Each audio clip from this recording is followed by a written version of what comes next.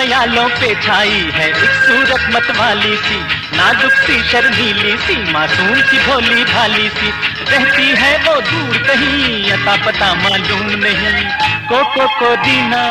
Superstar Waheed मुराद ने अपने फन्ने अदाकारी से फिल्म नगरी पर राज किया। उन्होंने भले ही कम फिल्मों में काम किया, लेकिन जो मयारे अदाकारी उन्होंने सेट किया उस तक बहुत ही कम अदाकार पहुंच पाए। अपने वक्त के सुपरस्टार होने की वजह से वहीद मुराद के जहां मद्दाह मौजूद थे, वहीं उनके नाकिदीन की भी बड़ी तादाद थी जो उनके बारे में मनफी बातें फैलाया करते थे। वहीद मुराद की शख्सियत कैसी थी? क्या वो हकीकत में मगरूर थे? वो अपने साथी फनकारों की तस्लीर करते थे? इन सब पहलुओं पर रोशनी डालेंगे आज की इस वीडियो में। मुझे तुम नजर से गिरा तो रहे हो, न जाने मुझे क्यों यकीन हो चला।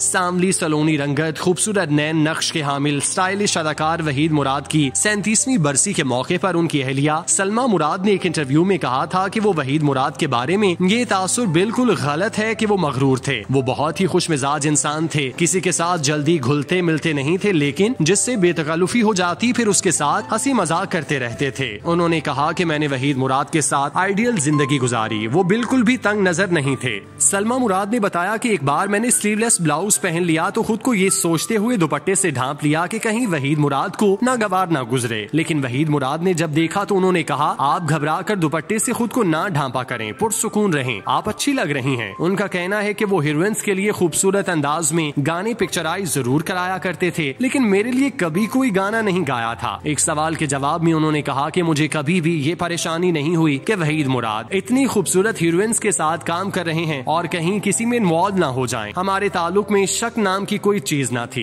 सलमा बताती हैं कि वहीद मुराद अंग्रेजी खाने पसंद करते थे, इसके अलावा उन्हें अच्छी ड्रेसिंग का भी शौक था, अदब और म्यूजिक का शौक रखते थे। यही वजह है कि हर हफ्ते हमारे घर में नामवर मौसीकारों और शायरों की महफिल सजा करती थी। सलमा मुराद का कहना है कि वो मुझसे पहले वहीद मुराद की मंगनी कहीं और हुई थी, लेकिन लड़की वालों ने एक स्टेज पर आकर कहा कि लड़का फिल्मी सनत से वाबस्ता है, क्या पता कब हमारी लड़की को छोड़ दे, लिहाजा उन्होंने ये कहकर रिश्ता खत्म कर दिया। मंगनी टूटने के बाद वहीद मुराद को झटका सा लगा, वो परेशान रहते थे। मेरी और वहीद मुराद की फैमिली का आपस में मिलना जुलना था। हम सब ने वहीद मुराद को तसल्ली दी कि कोई नहीं, आपकी शादी किसी अच्छी जगह होगी। सलमा ने बताया कि मैं और वहीद फैमिली फ्रेंड थे, पता ही नहीं चला कि हम एक दूसरे की किस्मत में लिखे हैं। मंगनी टूटने के बाद वहीद मुराद ने मुझे शादी की पेशकश की तो मैंने जवाब दिया कि मैंने ऐसा कभी नहीं सोचा। इस पर वहीद मुराद कहने लगे कि सोच कर बताओ। मैंने वक्त लिया और बहुत सोचा और सोच कर वहीद मुराद की शरीके हयात बनने का फैसला किया। वहीद गाड़ी बहुत तेज चलाया करते और उनका हादसा कार दरख्त में लगने की वजह से हुआ। हादसे के बाद वो खासे मुस्तरिब रहते थे, उनके चेहरे पर खासी चोटें आई थीं। आईने में अपना चेहरा देखते तो परेशान हो जाते। गुजरा हुआ ख्याल हूँ जिसको न तुम समझ सके, मैं ऐसा एक सवाल हूँ भूली हुई।